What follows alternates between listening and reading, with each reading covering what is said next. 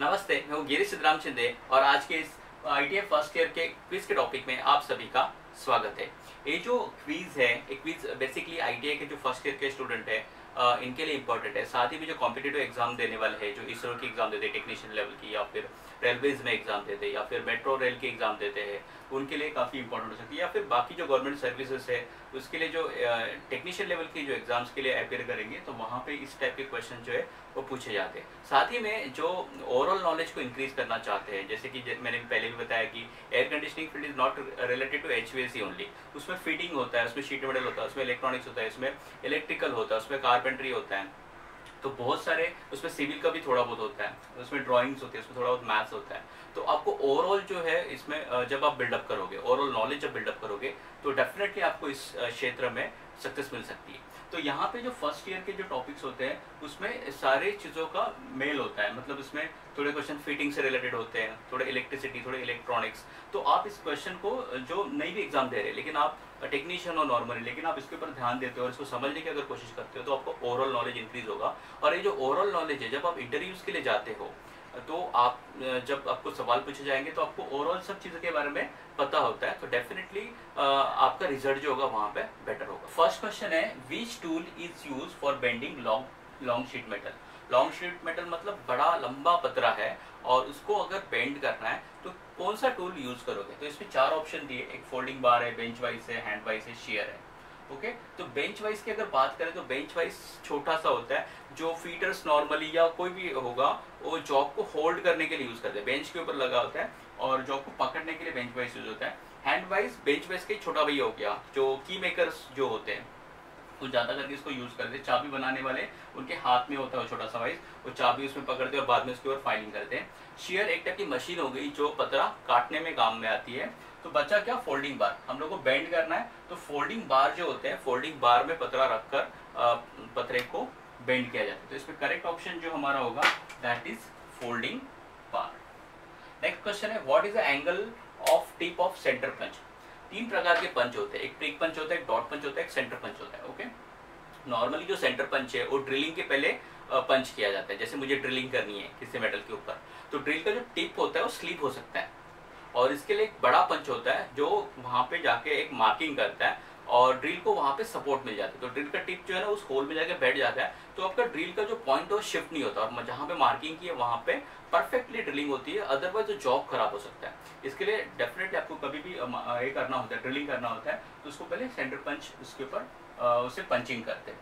तो सेंटर पंच का काम जो है वो ड्रिल को सपोर्ट देना है, तो उसका एंगल थोड़ा सा वाइड होता है और वो एंगल होता है 90 डिग्रीज। ओके, तो यहाँ पे करेक्ट ऑप्शन क्या है, 90 डिग्रीज है।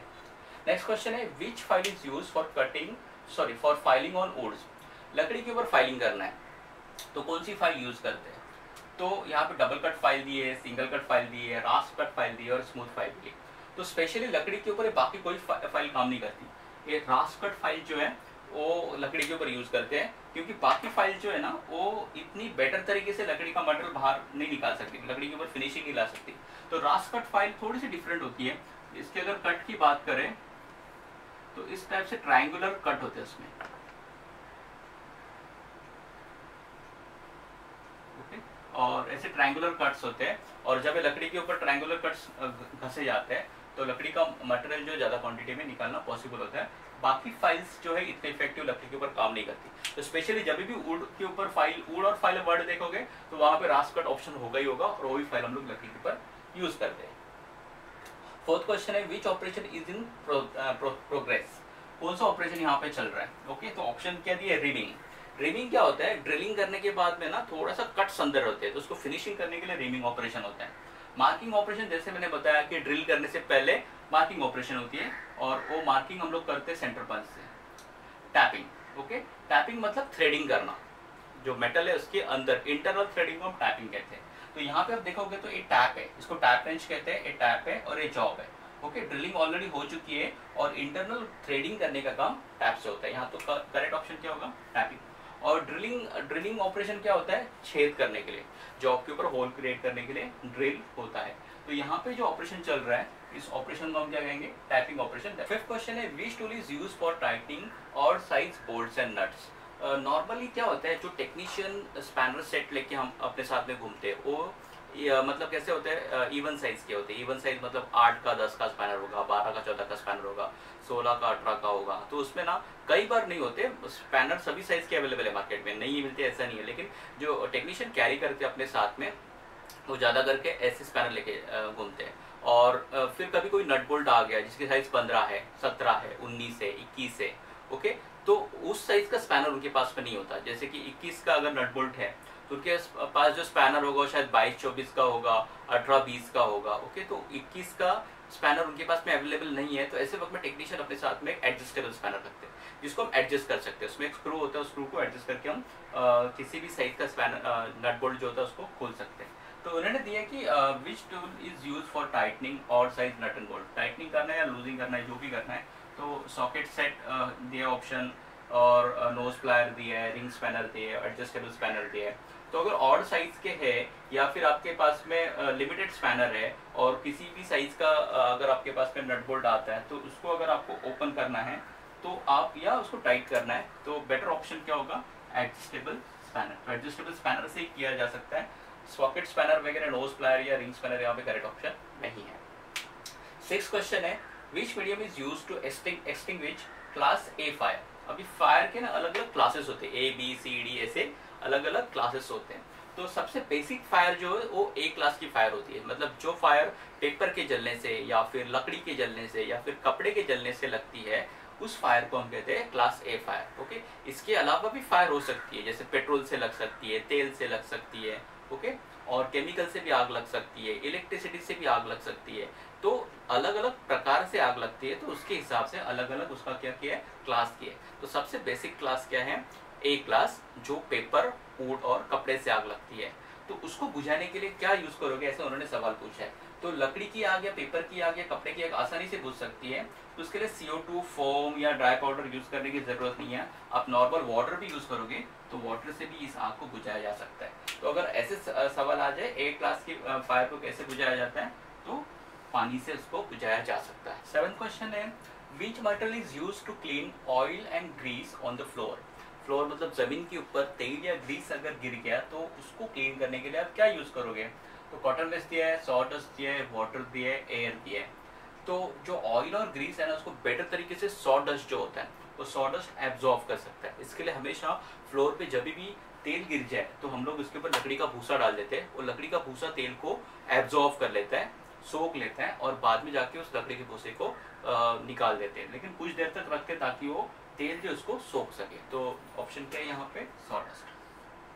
8th क्वेश्चन है, which tool is use for trimming edges of sheet metal cylinder. मतलब कोई सिलेंड्रिकल शीट मेटल ऐसे है और उसको अगर आपको काटना है, या कई बार हम लोग को ऐसे मेटल को काटना होता है, स्ट्रेट है पीस ऐसे, लेकिन उसको कर्व शेप में काटना है, राउंड शेप में काटना है, ओके।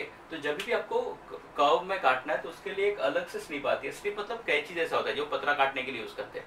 नॉर्मली जो स्निप्स होती है वो स्ट्रेट होती है, जैसे कैंची होती है वैसे सीधी होती है, और कुछ जो होती है ना तिरछी होती है, कर्व होती है।